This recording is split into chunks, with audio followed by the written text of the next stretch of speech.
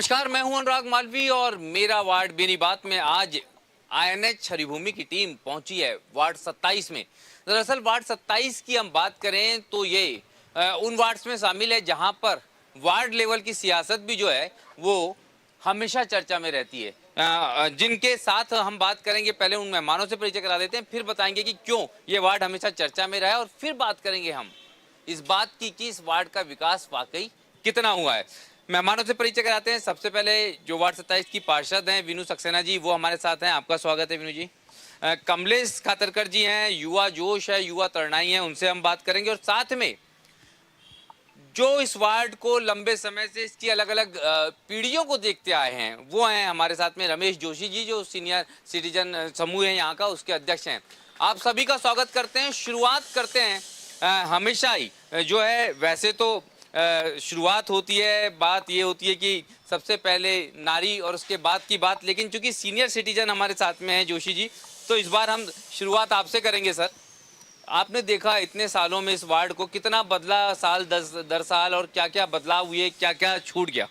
मैं आपको ज़्यादा दूर नहीं ले जाना चाहता, केवल 12 साल पहले चलिए आप जी। तो जिस जगह आप देख रहे हैं ये विवेकानंद पार्क, उस ज़माने में ये एक ऐसी जगह थी जहाँ पे लोग इधर से निकलना भी पसंद नहीं करते थे, और पसंद वो लोग करते थे जिनको काले पीले धंधे करना होते थे। सारे तरह के उल्टे सीधे काम यहाँ पे होते थे, और ये एक ऐसी जगह थी जहाँ पे के लोग आना पसंद नहीं करते थे। आपकी जानकारी के लिए बताऊं कि ये जगह वैसे तो अब नगर निगम के पास है, लेकिन ये हाउसिंग बोर्ड की जगह है, और इसका पेमेंट बेटर लोकेशन के नाम पे ये जितने भी हमारे ये रहवासी हैं उन लोगों ने इसका पेमेंट करके ये जगह को सेव किया है। दूसरी बात ये कि जब ये स्थान बन गया, नगर निगम को हैंड ओवर हो गया, तो अलग अलग किस्म के पार्षद आते जाते रहे और अपनी अपनी इच्छा से थोड़ा बहुत कुछ ना कुछ करते रहे, जिसके अंदर राजनीतिक तो ज़्यादा थी, लेकिन उसके अंदर विभाग को या समाज को देने के लिए पूर्ण इच्छा शक्ति नहीं थी। तो 10 साल के बाद बहुत ही विपरीत परिस्थितियों में, 10 साल पहले आपको मालूम है शासन किसका था, परिषद किसकी थी, लेकिन विपरीत परिस्थितियों में यहाँ के लोगों ने एकजुटता से इस भूमाफिया से बचाने के लिए इस जगह को सुरक्षित किया। और उसमें ना सिर्फ हमने, जबकि मोनू वहाँ पे एक स्टूडेंट के तौर पे थे, एक सहायक के तौर पे थे, इनने भी दिन रात एक करके यहाँ रखी हुई गुमटियाँ रातम रात जो थी उनको हटवाया। और ये हमारे सीनियर सिटीजन ग्रुप का ही कमाल है कि आज ये बात सुरक्षित है, तो हम लोग इसके कस्टोडियन हैं। देखिए, खूब बहुत सारे लोग हैं, मैं सबकी तस्वीरें भी दिखाता हूं जिन्होंने इस पार्क को संवारा, और निश्चित रूप से कोई भी कोशिश है अगर वो दिल से हो तो कामयाब होती है, सरकार किसी की भी हो।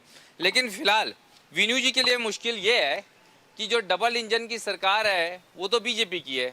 ऐसे में कितनी सहूलियत है? पहले तो आपकी क्या उपलब्धियां रहीं अभी तक के, जो आप लोगों ने अपने कार्यकाल में काम करा है, वो कौन से महत्वपूर्ण रहे? मैं सबसे पहले आपको बताना चाहूँगी कि हमारा क्षेत्र बहुत अच्छे डेवलप हो रहा है और इसका रखरखाव बहुत अच्छे से किया जा रहा है। अभी रिसेंटली स्वच्छता सर्वेक्षण में भी हमने बढ़ चढ़ कर भाग लिया है, और हर एक जगह जहाँ कचरे के ढेर लगते थे वहाँ से हटवाए हैं।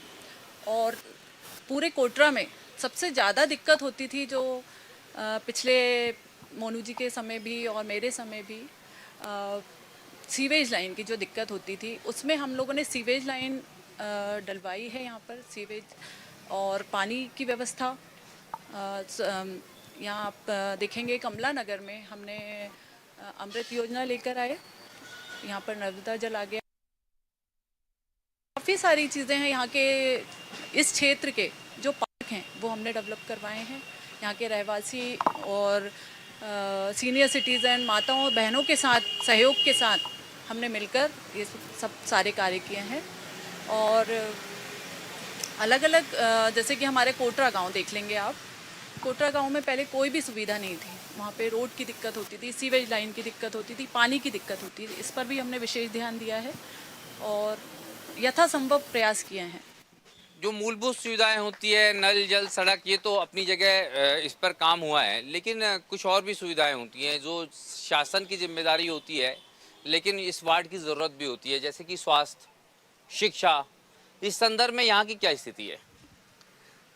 देखिए, नगर निगम के स्तर पे स्वास्थ्य और शिक्षा में बहुत ज़्यादा योगदान तो रहता नहीं है, लेकिन उसके बावजूद मोनू सक्सेना जी आज से 2014 में जब पहली बार पार्षद बने तो सारी आंगनबाड़ियों में हमने काम कराए, सारे स्कूलों में हमने काम कराए, अतिरिक्त कक्ष बनवाए और सारी जो सुविधाएं जो आंगनबाड़ियों में दी जा सकती थी वो सारी सुविधाएं अनेकों प्रयास करके हम लोग यहाँ लेके आए। और हमारा पूरा विशेष ध्यान हमेशा, हमारा चूँकि वार्ड 60% स्लम एरिया में है तो ज़्यादातर सुविधाओं की आवश्यकता उन लोगों तक पहले पहुंच नहीं पाती थी, तो हमने पूरा प्रयास किया है कि हम स्लम एरिया में जाके ऐसे लोग जो ज़रूरतमंद हैं उन तक सारी सुविधाएं पहुंचाएं। और जिसमें स्वास्थ्य का जो है संजीवनी जो क्लिनिक है वो हमारे क्षेत्र में बना, मध्य प्रदेश का दूसरा संजीवनी क्लिनिक हमारे वार्ड में बना जो कि नया बसेरा क्षेत्र में है।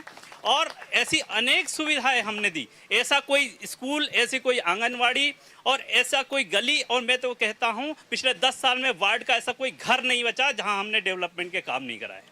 ये वार्ड कितना सुरक्षित है, पुलिस कितनी चौक चौबंद है? वार्ड में सिर्फ पार्षद की जिम्मेदारी नहीं होती, सरकार की भी जिम्मेदारी होती है। उस स्तर पर कितनी जिम्मेदारियां, कितना सहयोग है? महिलाओं के पास जाएं। देखिए, महिला सुरक्षा की अगर बात हुई तो महिलाओं से ही जानेंगे। मैडम, आपके वार्ड में कैसा लगता है आपको, महिलाएं सुरक्षित हैं कि नहीं?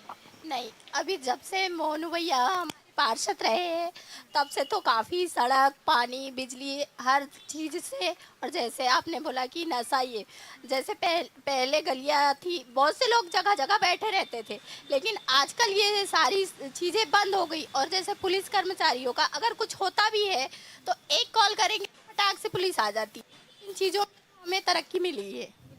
हम और भी लोगों से जानेंगे। अम्मा, आपका क्या कहना है? आप लंबे समय से यहाँ रह रही होंगी, चीज़ें बदली होंगी यहाँ पर, क्या आपको लगता है व्यवस्थाएं पहले से बेहतर हैं या खराब? हम तो रतलाम जिले के हैं और व्यवस्था बहुत अच्छी है, मोहन जी यादव ने की है, बहुत बढ़िया।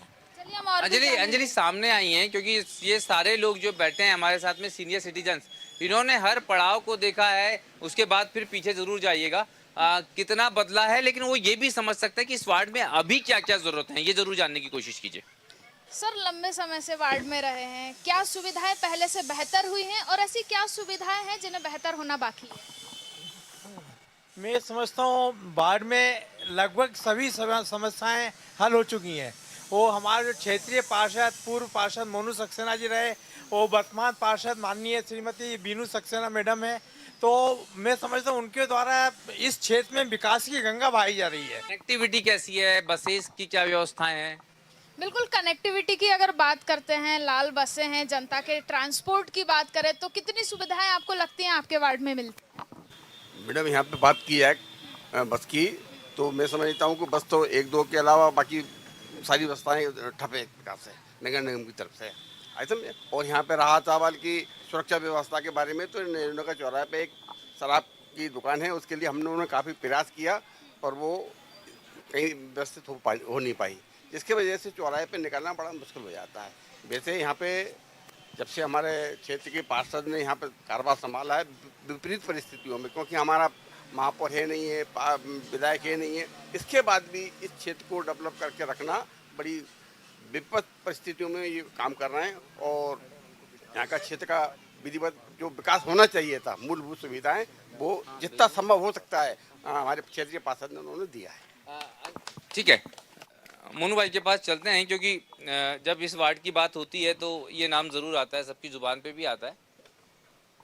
जब डबल इंजन की सरकार है और उसके साथ में सहयोग नहीं मिलता तो कहाँ कहाँ मुश्किल आई, कहाँ कहाँ जरूरत पड़ी आंदोलन करने की, कहाँ कहाँ आवाज उठाने की जरूरत पड़ी, ऐसे मुद्दे ताकि वो भी संज्ञान में ला सके हम सरकार के।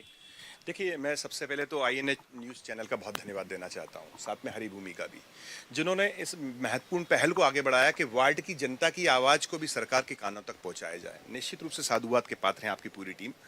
सबसे पहले जब हम यहाँ ज़मीन पे धरातल पे काम करने आए तो चूंकि मैं यंगस्टर्स लीडर था, स्टूडेंट लीडरशिप से आगे निकला हूँ, तो यहाँ की मातृशक्ति ने, बड़े बुजुर्गों ने, युवा साथियों ने, बहन बेटियों ने, सबने बड़ा स्नेह और आशीर्वाद देके मुझे यहाँ पे जनप्रतिनिधि बनने का अवसर दिया। दूसरी बार मेरी धर्मपत्नी वीरू सक्सेना को बनाया। हमेशा संघर्ष करना, जनमानस के लिए आवाज़ को पूरी ताकत से सरकार तक उठाना, ये शुरू से आदत में, नेचर में रहा है। यहाँ सबसे बड़ा इशू आदरणीय अभी लक्ष्मीचंद यादव जी जो हमारे वरिष्ठ हैं, पटेल हैं इस कोटरा गांव के, उन्होंने बताया, आदरणीय जोशी जी ने बताया, सबसे बड़ा इशू हमारे क्षेत्र में इस समय पुलिस का अभियान भले ही चल रहा, नशे से दूरी है जरूरी, लेकिन केवल पर्दा डालने की कोशिश की जा रही है और खोखला ढिंडोरा पीटा जा रहा है पुलिस के द्वारा। नशे से दूरी है जरूरी, 50 मीटर की दूरी पे ही नेहरू नगर चौराहे की वाइन शॉप है और वहां कम से कम रोज प्रतिदिन 100 से 200 लोग खुले में शराब पीते, वो अहाता बना करके, और पुलिस वहां बैठी रहती है 2 गज की दूरी पे। पुलिस उनको नहीं पकड़ती, पुलिस उनको नहीं हटाती। तो ये नशे से दूरी है जरूरी क्या केवल नारा है, खोखला नारा है? ये सरकार झूठी वाहवाही लूटने की कोशिश कर रही है, पुलिस प्रशासन झूठी वाहवाही लूटने की कोशिश कर रहा है। हमने शराब की दुकान के खिलाफ में 7 से 8 साल लगातार आंदोलन किए, लेकिन दुकान नहीं हटाई गई। हमारे इस क्षेत्र में जो दूसरी एक बड़ी समस्या है कि नेहरू नगर चौराहे से 10 नंबर मिट्ठल मार्केट जाने के लिए कोई बस की सुविधा नहीं है। हमारे यहाँ रंगमहल न्यू मार्केट से आने के लिए है, लेकिन मिट्ठल मार्केट अगर कहीं हमें 10 नंबर होशंगाबाद रोड जाना है तो यहाँ से कोई किसी प्रकार की सुविधा नहीं है। बात चल रही है यहाँ पे नाले नालियों की, खुले में सीवेज बह रहा है, हमारा बड़े तालाब में खुले में सीवेज मिल रहा है, लेकिन कोई देखने वाला नहीं है, कोई झांकने वाला नहीं है। यहाँ के विधायक को तो दिया लेकर के, मोमबत्ती लेकर के ढूंढना पड़ रहा है, विधायक जी है कहाँ पर? जनता गली गली में ढूंढ रही है, उनका चेहरा देखने के लिए तरस रही जनता, है कहाँ विधायक जी? महापौर जी आज से 4 साल होने जा रहे हैं, महापौर मालती राय जी आज हमारे वार्ड नंबर 27 में आज तक दिखाई नहीं दिए। तो ये सब केवल खोखले दावे, झूठे वादे हैं। जनता को तरह की समस्याएं, चूंकि हम पार्षद हैं, लेकिन पार्षद के पास एक सीमित फंड होता है, उतना ही काम कर पाता है, ना विधायक, ना सांसद, ना सरकार, ना सत्ता। ऐसे में निश्चित रूप से हमारी जिम्मेदारी ये जरूर बनती है कि हम जनता की आवाज को सरकार के कानों तक ताकत के साथ पहुंचाएं। वो लड़ाई हमारी जारी है। ये जो आवाज है उसमें सबसे महत्वपूर्ण बात है शराब की दुकान। जो महिलाएं पीछे बैठी हैं उनको पूछिए कि कितनी मुश्किल इस कारण हो रही है। फिर कुछ और सवाल हैं जो यहाँ मुद्दे उठे हैं। सबसे पहले शराब दुकान। मैडम कितनी समस्याएं होती हैं, क्योंकि शराब पी के जो है बहुत परेशानियां होती है, महिलाएं निकलने में भी डरती हैं। बहुत ज़्यादा परेशानियां होती हैं। हमारे तो अभी नया बशेरा में इतनी परेशानी है कि आए दिन पुलिस आती, लेकिन कोई सलूशन नहीं है। स्टेट बंद कर देंगे नशा करने वाले, बहन बेटी का निकलना मुश्किल हो जाता है। मतलब हम तो एक कार्यकर्ता हैं जो कि हमेशा लड़ते हैं सबके लिए, सोशल वर्क के हिसाब से सबके लिए साथ में खड़े, लेकिन दुश्मन भी हमारे उतने ही बन रहे हैं, क्योंकि उनको सराहा कौन दे रहा? बीजेपी वाले दे रहे। गांजा खुलेआम बिकवा रहे हैं, वो खुद ही उसी चीज़ में घुसे हैं, वो खुद ही मंदिरों में बैठ के नशा कर रहे हैं। मतलब हम बोलते हैं तो डायरेक्टली, अब कई बार भैया से झूठी कंप्लेंट डालना, भैया से डायरेक्ट लड़ाई हो रही है, हम लोगों से लड़ाई हो रही है। मतलब हम तो त्रस्त हैं कि बच्चियां निकलना मुश्किल हो गई, पुलिस सुनती नहीं। हमने कई बार आवेदन दे चुके हैं कि भाई आप इस चीज़ को लेकर के एक चौकी बनवा दें वहाँ पर, कि भाई जल्दी पुलिस अवेलेबल हो जाए, लेकिन वहाँ कोई सुनने वाला नहीं है।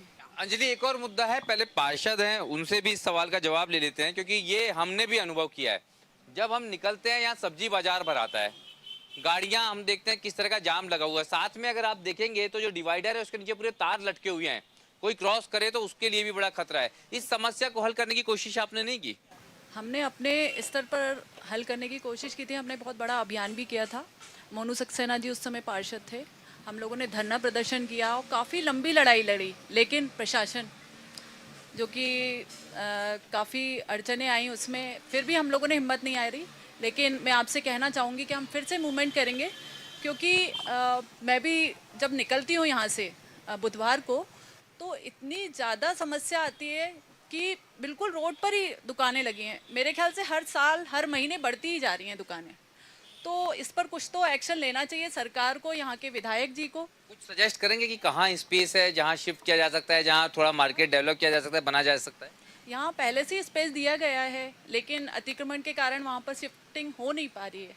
अतिक्रमण के कारण शिफ्टिंग नहीं हो पा रही। सर, मैं बहुत पहले यहाँ आया था, एक लाइब्रेरी आप लोगों ने सीनियर सिटीजन्स के लिए खोली थी, उसमें बहुत सारी दूसरी सुविधाएं भी थी जिससे कि उनका समय निर्बाध रूप से चलता रहे। वो उसकी स्थिति क्या है? कुछ सुविधाएं वहाँ बढ़ी, कैसी है, क्या है? अब स्थिति उल्टी हो गई है। अभी 2-4 दिन पहले आपने पढ़ा होगा कि नगर निगम बहुत सारी लाइब्रेरी बंद करवाने जा रहा है, क्योंकि वहाँ पढ़ने वाले नहीं मिलते हैं। और हमारे यहाँ की स्थिति ये है कि हमारे यहाँ जो सुविधा होना चाहिए वो कम होती जा रही हैं। ये मध्य प्रदेश का हृदय क्षेत्र कहते हैं भोपाल को, और भोपाल का मध्य जो है ये है कोटरा। तो वार्ड नंबर 27 अपने आप में एक अलग पहचान रखता है। तो ये जो लाइब्रेरी है, विवेकानंद लाइब्रेरी इसका नाम रखा गया है, 2 कमरों के अंदर सिमट गई है, और कुल मिला के सवेरे के टाइम में 2 घंटे ये खुलती है।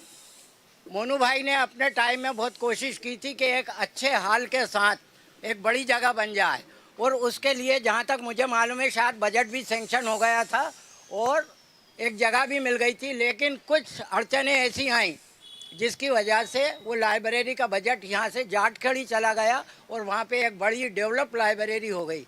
तो हमारी एक आवश्यकता है कि ये लाइब्रेरी का जो बजट है उसी तरह से ये डेवलप हो जाए। सीनियर सिटीजन ग्रुप के नाम से मध्य प्रदेश पंचायत समाज कल्याण विभाग ने डे केयर सेंटर के लिए कुछ काम किया था, और जहाँ तक मुझे याद है कि उसके उद्घाटन समारोह में आप आए थे। तो हमारे उस समय के जो मंत्री थे अपने पीसी शर्मा साहब, उनके सहयोग से यहाँ लाइब्रेरी में खेल कूद का कुछ सामान रखा गया था, जैसे कैरम वगैरह, और अपने चेस है, एक टीवी भी लगाई गई थी, और उनकी एक कल्पना ये थी कि लोग बाग जो आए और बैठ सकें, लेकिन वो काम जो है वो ख़त्म हो गया। ये आप देख रहे हैं पूरे में सीसी कैमरे लगे हुए हैं, लेकिन वो शो पीस है। एक चीज़ और लगाई थी, साउंड सिस्टम लगाया था जिसके अंदर शाम को मध्यम मध्यम गीत संगीत हुआ करते थे, वो भी अब शोपीस की तरह हो गया है।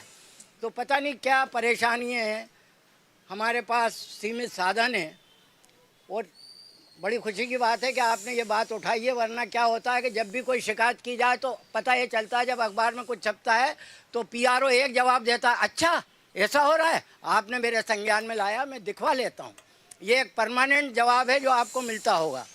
इस बार वो जवाब नहीं मिलेगा। हम और लोगों से, क्योंकि इसमें बात को पुख्ता करने के लिए जो और सीनियर सिटीजन हैं, डे केयर सेंटर के क्या हालात हैं, जरा अंजलि जान लीजिए। सर, डे केयर सेंटर को लेके बात हुई है, तो उसकी अभी क्या परिस्थिति है?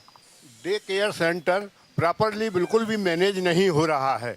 हम लोग चाहते हैं कि हम लोग अपना दोपहर का समय भी यहाँ पर गुजारा करें, लेकिन अगर ये डे केयर सेंटर हो, सीनियर सिटीजन वालों के लिए भी इसकी अगर सुविधा मिलती है तो वो अपना बहुमूल्य समय जो है दोपहर का समय यहाँ पर अच्छी तरह से और ऊर्जावान होते हुए समाचारों को पढ़ते हुए कर सकते हैं। मैं विशेष रूप से एक और बात अपनी चिन्हित करना चाहूँगा कि अत्यंत विपरीत स्थितियों में भी, विपरीत परिस्थितियों में भी एक मोनू भाई सक्सेना का जो जुझारू व्यक्तित्व है, जो संघर्ष करके वो किस तरह से इस क्षेत्र को इतना बेहतरीन ढंग से चलवा रहे हैं, और यहाँ पर योग भी आता है। शाम के समय आप आकर के यहाँ पर देखेंगे तो यहाँ पर हर जाति के, हर मजहब के, हर धर्म के, और युवक युवती, वृद्ध, महिलाएं सभी यहाँ आते हैं। सुबह से यहाँ पर योग का बेहतरीन कार्यक्रम होता है। ये एक पूरे शहर में वार्ड 27 अपने आप में एक अनुभव प्रयोग है। पीछे महिलाएं भी हैं, बसों की जरूरत ज्यादा उनको पड़ती है। भोपाल का दिल है कोटरा, कितनी बसें जाती है, कहाँ कहाँ जाने के लिए असुविधा होती है? बिल्कुल हम बात करेंगे। मैडम, जाना पड़ता है एक जगह से दूसरी जगह, बस के लिए वेट करना पड़ता है, तो कोटरा से कितनी सुविधाएं हैं? बस मिलती है, नहीं मिलती है? अगर मिलती है तो कहाँ जाने के लिए? हम तो अधिकतर एमपी नगर, मार्केट, सिटी वहीं जा पाते हैं, लेकिन हम देखते हैं कि बसें ही नहीं आ पाती हैं। बसें कहाँ रुकती हैं, क्या है, हमको तो जानकारी नहीं मिलती उसकी। तो फिर मजबूरन हमको या तो कैब करनी पड़ती है या ऑटो करना पड़ता है। हाँ, असुविधा तो बहुत है। आप कहीं जाती हैं तो बस का इंतजार करती हैं? नहीं, जब मैं जाती हूँ तब बस ही नहीं आती, दूसरा हाँ कैब वगैरह करना पड़ता है। तो बिल्कुल बस की समस्याएं तो है ही, क्योंकि महिलाएं हैं और भी युवा भी जो है हमारे साथ बैठा हुआ, हम उन्हीं से पूछेंगे। आपको क्या लगता है कि कहीं भी अगर आपको जाना है तो उसके लिए सुविधाएं नहीं है, तो फिर अपना वाहन लेके या फिर ऑटो वगैरह से जाना पड़ता है? ये बात तो है, अपना वाहन लेके ही जाना पड़ता है, कैब, ऑटो, या घर पे किसी को बोलना पड़ता है। बिकॉज आई एम अंडर 18, तो मैं खुद तो बिल्कुल नहीं ड्राइव कर सकती, पर बसेस की असुविधा तो है। अच्छा, इसके अलावा अगर देखें तो आपका वार्ड जो है उसमें युवाओं, एक फीमेल होने के चलते आपको क्या लगता है कि कितनी सुविधाएं हैं और कितनी चीज़ें जो है अच्छी हो सकती हैं? बहुत, एक फीमेल होने के नाते तो मैं ये बोलूँगी कि बहुत सारी सुविधाएं हैं। मुझे अपने वार्ड में कहीं भी अकेले शाम के समय भी चलते हुए अनसेफ तो फील नहीं हुआ, और एक ये संतुष्टि रहती है कि वार्ड के लोग, यहाँ पे मोनू भैया और जितने भी लोग हमारे आसपास हैं, वो सब इतने हेल्पफुल नेचर के हैं कि उनके पास बिना झिझक के जाया जा सकता है। तो ये एक चीज़ है। और सबको मैं जानती हूँ यहाँ, तो मुझे नहीं लगता कि ऐसा कुछ होगा तो मैं किसी से डरूंगी किसी को कुछ बताने में। अच्छा मैम, एक फीमेल होने के नाते आपका क्या कहना है, वार्ड वासी जो हैं रोज पार्क में आते हैं, क्या अच्छी सुविधाएं हैं और किन चीज़ों में जो है बेहतरी की गुंजाइश है? एक्चुअली जो होना चाहिए विकास वो तो पूरा हुआ, क्योंकि पिछले समय में हम देखते हैं कि जो लास्ट फ्यू इयर्स के बहुत बुरा हाल था, बट जब से मोनू जी, वीनू जी ये लोग आए हैं तो यहाँ का विकास अब कुछ परसेंट कमी है, तो वो तो हर जगह होती है, उसको इग्नोर किया जा सकता है, बट है। अंजलि थोड़ा सा इस तरफ भी आई है, नहीं तो बोला जाएगा हमने बड़ा भेदभाव कर लिया। हाँ चलिए इस तरफ जानने की दो जरूर चीजों की कोशिश कीजिए। एक तो सीवेज लाइंस पूरे भोपाल में एक बड़ी समस्या बनी है, कितना यहाँ पे हल हुआ, काम किस समय रोक दिया गया, बारिश के पहले क्या स्थिति है, सड़कों के मेंटेनेंस में वास्तविकता में क्या हालत होती है, काम किस तरह से होता है? जी बिल्कुल, नगर निगम की तरफ से दावा किया गया था कि जो नाले हैं, सीवेज है, उनको क्लीन किया जाएगा बारिश से पहले, लेकिन बारिश जो है शुरू हो चुकी है। पर हम वार्ड वासियों से ही जानेंगे, भैया आपके वार्ड में क्या स्थिति है नालों की? नाले की बहुत बेकार स्थिति है। आप अधिकांश देखेंगे कि लगातार बारिश के चलते पूरा पानी, वार्ड 27 का अधिकतर पानी राजीव नगर की झुग्गियों से होते हुए भदभदा में मिलता है। पर आप स्थिति आज देखेंगे कि पूरे वार्ड पे नाले पे बने हुई लगातार झुग्गियां बढ़ती जा रही हैं। कोई प्रशासन का कोई ध्यान नहीं है उस पर, लगातार झुग्गियां बढ़ती जा रही हैं। हर बार बारिश के चलते थोड़ी बहुत सफाई नाम तौर पे की जाती है, लेकिन कुछ नहीं होता। लगातार बारिश में लोगों को परेशानियां बढ़ती जाती हैं और लोग ऐसे ही परेशान होकर बारिश निकल जाती है। भैया बात करें अगर सफाई की, राजधानी जो है एक तमगा हासिल करती कि राजधानी भोपाल सबसे ज़्यादा स्वच्छ है। अगर आपके वार्ड की बात करें तो यहाँ नगर निगम की गाड़ियाँ नियमित रूप से आती हैं, कचरा उठाती हैं कि नहीं? गाड़ियाँ तो आती हैं और हमारे पार्षद जी प्रयास करते हैं पूरा कि डोर टू डोर कनेक्टिविटी रहे। और मतलब ये ऐसा है कि जैसे नहीं भी आती हैं तो पार्षद जी ने कनेक्टिविटी बना रखी और पूरी सुचारू रूप से कोशिश करते हैं, प्रयास करते हैं कि जगह जगह पहुँचे, अपने स्तर पे समस्याएं बताते हैं, ऊपर सॉल्यूशन ढूंढते हैं और अपने स्तर पे सॉल्यूशन करते हैं।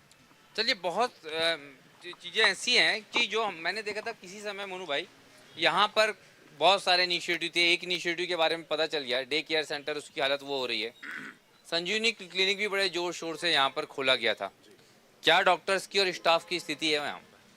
देखिए, निश्चित रूप से जिस प्रकार से संजीवनी का जिस उद्देश्य को लेकर के कांग्रेस के समय में खोली गई थी, मध्य प्रदेश की हमारी दूसरी संजीवनी थी, वो सबसे बड़ी संजीवनी है नए बसराना हमारे यहाँ।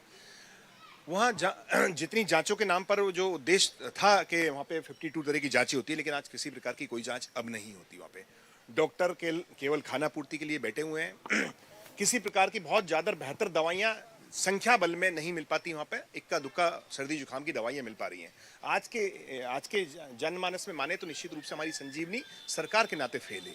हम उनको स्वास्थ्य सुविधाएं जनता को नहीं दे पा रहे हैं। दूसरी, हम यहाँ बात करें सीवेज सिस्टम की, हमारा राजीव नगर में पीएचई की लाइनें पहले डली हुई थी, लेकिन आज राजीव नगर की ये स्थिति है कि थोड़ी सी बारिश में ही हमारे घुटना और कमर तक सीवेज हमारा राजीव नगर में बहता है और आधे घंटे की बारिश में हमारा राजीव नगर लगभग डूबने की स्थिति में आ जाता है। सबसे बड़ा नाला इस क्षेत्र का कहीं है तो वो है राजीव नगर में, जो सीधे भदभदा में जाकर मिलता है। मैं विगत 5 सालों से वीनू सक्सेना जी लगातार पत्राचार के माध्यम से माननीय आयुक्त महोदय को और संबंधित अधिकारियों को जानकारी दे रहे हैं कि इस राजीव नगर को नाले की बनने की अत्यावश्यकता है, क्योंकि आपको पता होगा कि 2017-18 के समय एक दीपक नाम का एक व्यक्ति इसी नाले में बह गया था। वो नाला आज तक जस्त की तस स्थिति में है।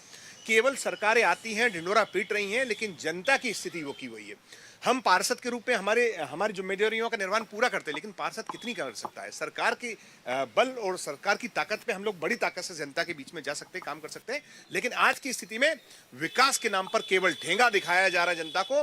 दोनों हाथों से टैक्स लूटा जा रहा है जनता से, लेकिन उसे वो सुविधाएं, ना स्वास्थ्य की सुविधाएं, ना शिक्षा की सुविधाएं, ना एजुकेशन की सुविधाएं, किसी प्रकार की सुविधाएं जनता को पूर्ण रूप से नहीं मिल पा रही। जी अंजलि, कुछ सवाल अगर होंगे आपके तो ले लीजिए।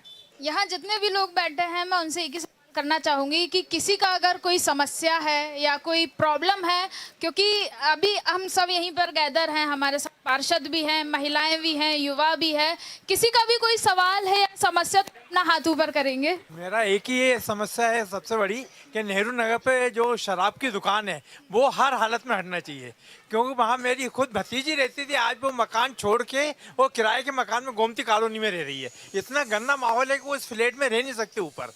चलिए विनू जी के पास आते हैं, एक उनसे आखिरी सवाल लेंगे, उसके बाद में चूंकि हम आप सभी रुकिएगा, हम हर क्षेत्र की प्रतिभाओं का सम्मान करते हैं, हर वार्ड की प्रतिभाओं का सम्मान करते हैं, तो वो सम्मान का जो कार्यक्रम है उसको इस श्रृंखला में आगे बढ़ाएंगे। लेकिन उसके पहले विनू जी, आगे भविष्य में मौका मिलता है आप लोगों को तो किस तरह के कौन से कार्य जो हैं आपके दिमाग में है, क्या योजनाएं हैं? मेरी अपने आप से स्वयं से आशा है कि इस वार्ड को सबसे ज़्यादा सम्मानजनक और सर्व सुविधाजनक बनाऊं और सबके साथ मिलकर विकास करूं। जी, तो इसमें कोई सुविधाएं जो विशेष रूप से आपको लगता है? महिलाओं की सुरक्षा हो, यहाँ पर रहवासी भी काफ़ी लंबे समय से मांग कर रहे हैं।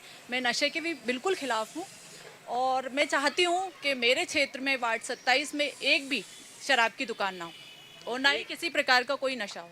एक भी शराब की दुकान ना हो, लेकिन इसके लिए आप लोगों को भी उतनी जिम्मेदारी लेनी होगी। कौन कौन जो है जिम्मेदारी लेने के लिए एक बार फिर तैयार है कि यहाँ पर शराब की दुकानें हटाई जाए? अगर आप देखेंगे तो हर व्यक्ति चाहता है कि यहाँ से शराब की दुकान हटे, सभी के हाथ खड़े हैं, लेकिन इन खड़े हाथों की जुबान को समझना होगा प्रशासन को भी। चलिए फिलहाल समस्याओं और विकास के संदर्भ में चर्चा हुई है, आगे बढ़ते हैं। सबसे पहले हम अपने मेहमानों का सम्मान करते हैं और फिर मेहमानों के हाथों जो प्रतिभाओं का सम्मान है उस कार्यक्रम को हम आगे बढ़ाते हैं। हमारे साथ में लावण्या सिंह यादव हैं, प्रतिभावान छात्रा हैं। उन्होंने जो है एक तो अपनी लेखनी से भी कहीं ना कहीं लोगों को प्रभावित किया है, साथ में कक्षा 9वीं में 98% अंक उनको मिले हैं। तो उनके सम्मान के लिए मैं विनू जी को बोलूँगा कि इस बच्ची का सम्मान करें और आप लोग तालियों से प्रोत्साहन दें, क्योंकि ये आपके क्षेत्र की प्रतिभा है।